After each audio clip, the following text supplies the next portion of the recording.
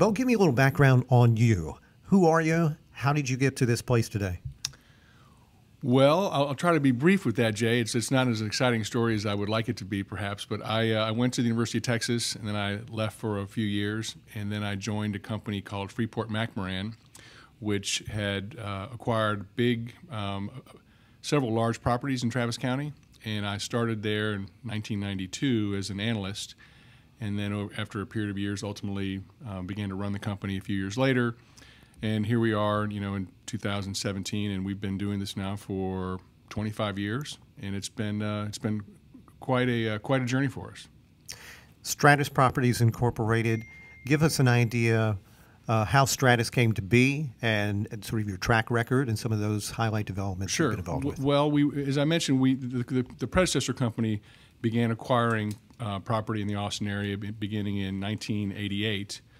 Those were Austin was a very different place then. It was, I think, perhaps had the largest vacancy among commercial buildings in the country at the time. This is the RTC days, so these were not heady times in Austin or Texas in general. This was a product of the Resolution Trust Corp. Was a product of the S&L crisis, and so the company I work for had the resources to take advantage of this depressed property environment, and we bought close to 8,000 acres of land in Austin. It was at a very depressed time. The man I worked for, Jim Bob Moffitt, was just had the ability to kind of see around corners and knew it was going to be a great investment. He just happened to buy at the right time and had the capital to do so. So we began to entitle those properties, and it took us almost a decade to get the entitlements for our holdings, and we have been slowly developing out those properties. Barton Creek, for example, would be one of the well-known assets that we bought, and then we really just started to thrive in Austin, and we ended up ultimately buying this property, which is a City of Austin asset, where the W and Austin City Limits Live now are built. And it seems to me those have been pretty transformative in this part of the city. They have been. Traditionally we were a builder, kind of in the suburbs, if you will. Barton Creek is west of town, and while it's only 8 miles, I think it's considered a suburb. And Austin really started to grow in the urban area, and the city, by design, really started to promote and invest in the urban area, the urban core. And we really saw that and were intrigued by it, and that's why we certainly built this big property. It's 1 million square feet. It's 160 condos, 250 hotel rooms, a 2,500 seat live music auditorium, and it's done very, very well. And I like to think it's part of what has transformed this downtown area. So you guys have been historically pretty Austin-centric. How did College Station get on your radar? Well, that's a good question. We had developed a couple of properties with HEB, and I could talk all afternoon about what a great company they are and how good they are to work with. But what's really outstanding about them is how good they are at their business, and that retail business is so challenging, and they're just best in class, and the way they handle every part of their business is really. It's just remarkable to work with them. And so we were fortunate enough to work with them out at a project called Circle C. I guess that's maybe 10 or 12 years ago. And then we followed that up after many years with a project in Lakeway, another HEB project that was very successful. And because of that, I think we have a bit of a relationship, and we made it clear to them we would love to follow them wherever they want to go. And College Station was part of their plan. And so we have a colleague, John Andrews, who really runs that business for us, and John is so good at what he does, and they recognize that as well. And so they kind of turned John loose to try to find a couple of sites in College Station, and that's how we ended up with the Jones family and Jones Crossing. So I'm speaking about HEB as purely a consumer, because there are a number of them in Bryan and College Station. And what strikes me as interesting, and maybe this is how the grocery business works in general, but HEB just laser focuses in on the demographics where their store is. And so there is an HEB in the north part of Bryan, and it has a certain inventory. You move a little south on Texas Avenue, and the inventory is different. You move into College Station at the Holloman location at Texas Avenue, and the inventory is very different there. And it goes on and on and on. So I don't know what the inventory or the strategy is going to be for this HEB. Maybe you know, maybe you don't, but they know what they're doing when they come into a location.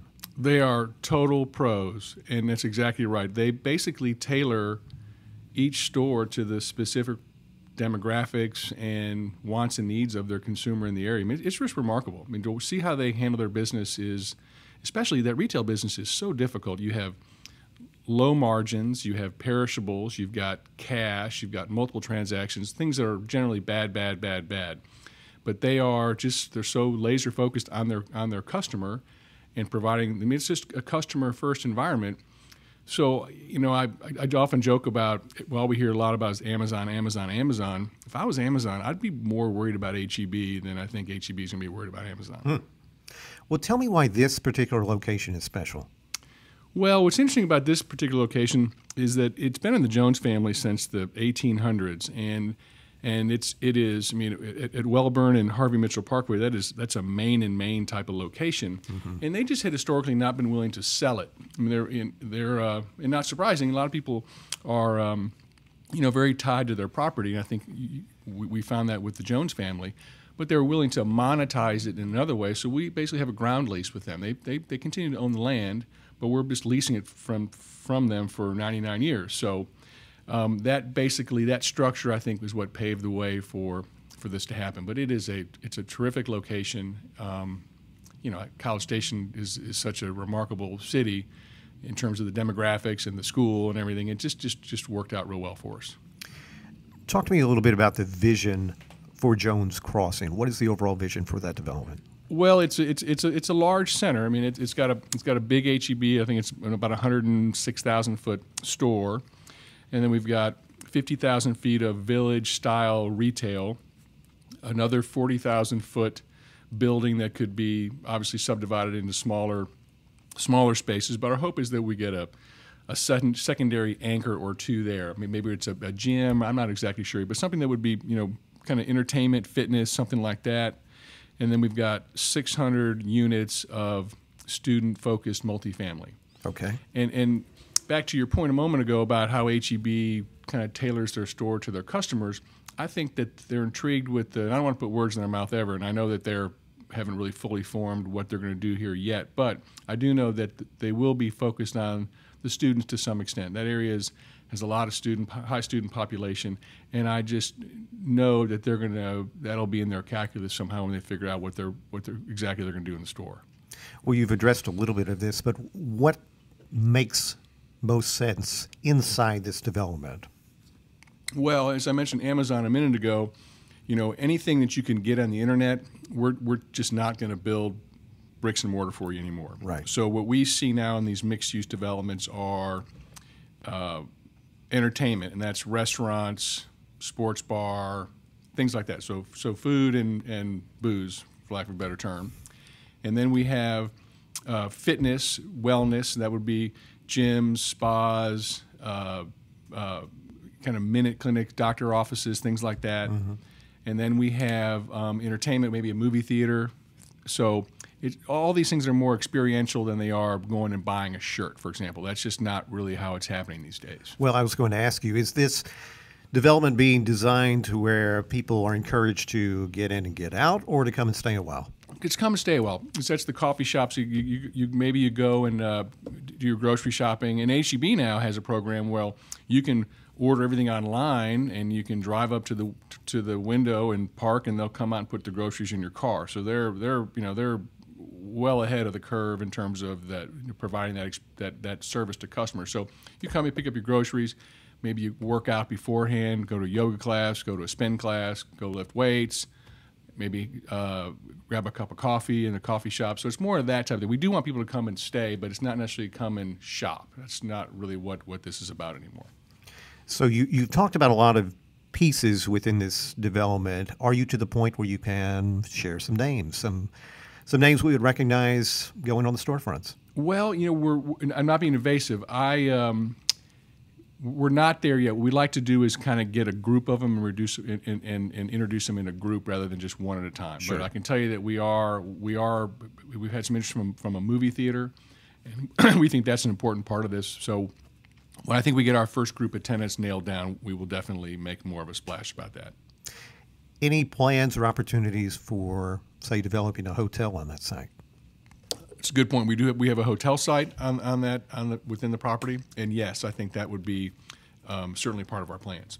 We have a project here in Austin where it's a little bit similar, where these mixed-use things that they're commonly referred to. So you're incorporating retail, sometimes office, certainly housing, and then entertainment, and then a hotel. So we have one here in Austin. Our project I referred to earlier in Lakeway has all these same elements. So that's really what Stratis focuses on, are these mixed-use things. And I just am intrigued by, I think these mix of uses it's like a 1 + 1 = 5 kind of a thing at the end of the day. Mm-hmm. So yes, we have a hotel site as well in Jones Crossing. You talked a few minutes ago about the Jones family. Why was it important to retain their name on the development, or was that part of the deal? Well, I don't know that it was part of the deal, but I've been doing this a long time, and that Don Jones is about the finest guy I've ever run across. I mean, real estate can be a rough and tumble business. Real estate people like me are known to not always tell the truth, exaggerate. So you get a lot of that. So we kind of come in with a bad rap, and he just was very welcoming. Here we are, we're coming from Austin over there to tie up his property, but he was just such a delightful guy, and whatever he said he would do, I mean, he damn sure did it. So I can't say that happens every day in our business. Yeah. And as a consequence of that, when he told us the story of his family and their ties to that property, it just was abundantly clear that we should absolutely celebrate the Jones family in any way we could with the property.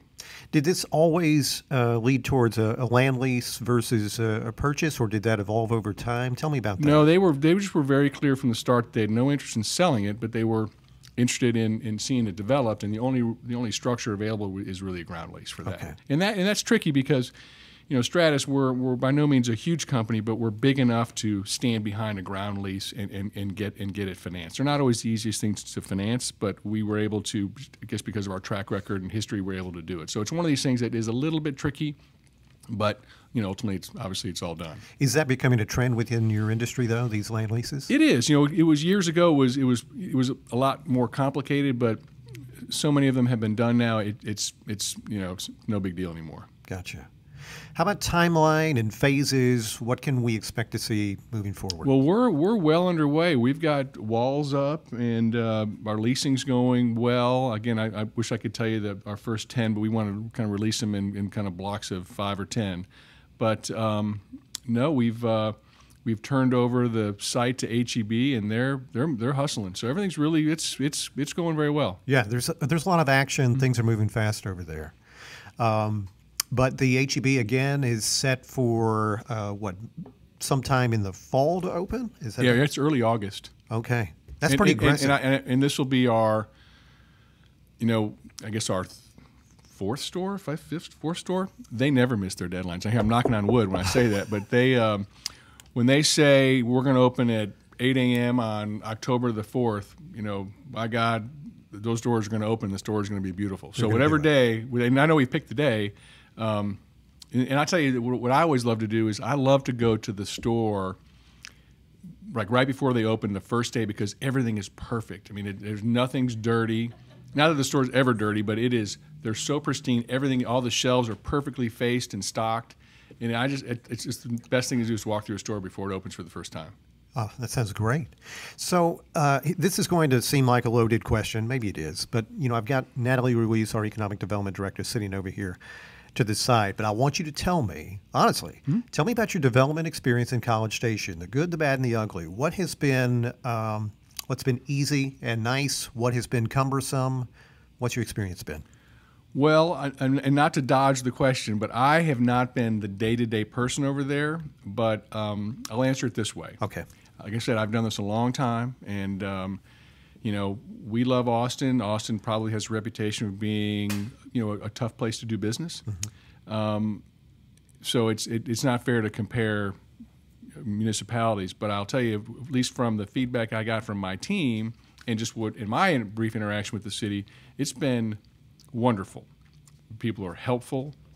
They're encouraging of what we're trying to do. They're problem solving alongside us.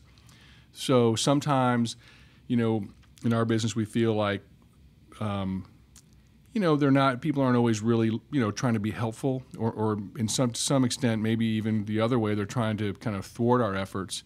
That was not the case at all in College Station. It's just been a great experience so far. So we are absolutely planning on doing more business there, because it has just really been a great experience for us. That was my next question, and I didn't even know if it was too early to ask, but would you consider additional projects in College Station? Oh, absolutely. I'm, despite the fact that I went to University of Texas, I actually I'm a big fan of Texas A&M. I think the move to the SEC was brilliant. I think that the school is very well run. I'm a big fan of John Sharp, and I think what's been done over there is remarkable. They're going to grow the student population, which I think is great. They churn out incredibly talented graduates, and I just like the whole thing about it. I think there's no better fan than a A&M graduate. I'm the loyalty.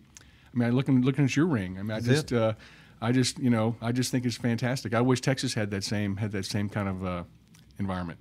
Well, we have 65,000 or more students, but we have a lot of old ags coming back to retire all the time. So with the two extremes on the demographic spectrum there, does that make it a little more challenging to develop in a college town, or is no? it It's actually exactly what you want. Is it? You want a little bit of everything.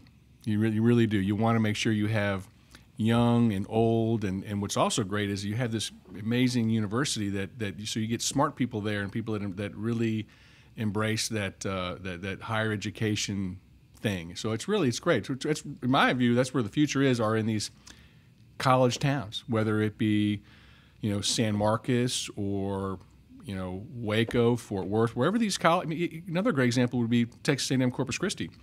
My wife's from Corpus, and I saw that school when I can't remember what we used to be called down there. It was so long ago, but I mean that is a thriving campus, mm-hmm. and that's really where the economic growth, in my view, occurs, was when you have these college campuses, and they're so important in these communities. So yes, long answer to your question, but we are definitely interested in doing more in College Station. Good. Well, Beau, I appreciate your time, and I appreciate your patience in answering my questions. But you have any parting comments for folks back in Bryan College Station who are looking forward to the opening of everything at Jones Crossing? No, I just want to thank everybody for being so good to us so far. And if there's anything we can do, if anything comes up or questions, please know that our door is always open, and we really look forward to getting the shopping center finished and open, and hope everyone likes it. Thanks very much. Thank you very much.